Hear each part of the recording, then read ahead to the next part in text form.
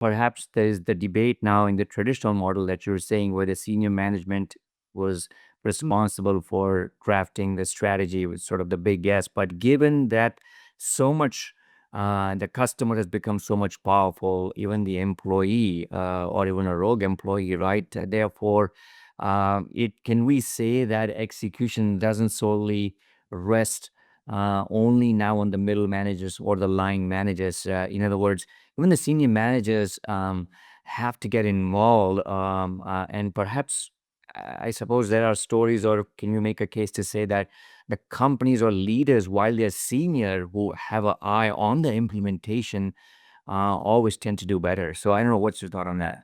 Okay, so I would take this in terms of moving from organizational execution to country execution, right? And again, coming from Singapore, we can actually cite what's happening.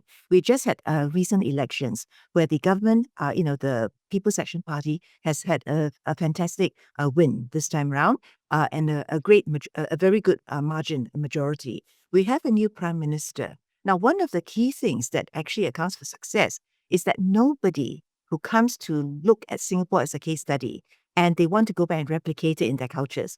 Never possible, right? We are unique. Every culture is actually unique, and it's the culture and the tone that's set by senior management. And basically, it is about collaboration.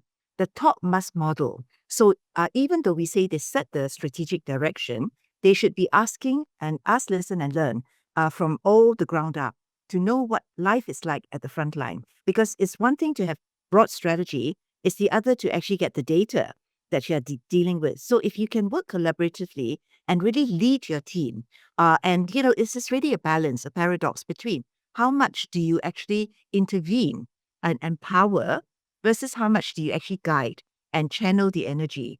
So I think that is the art of leadership. So at the very, very successful companies and countries, you've got government working with the civil service. You look at policymakers, and the policies are the ones which are really reflective of the consensus of the strategy.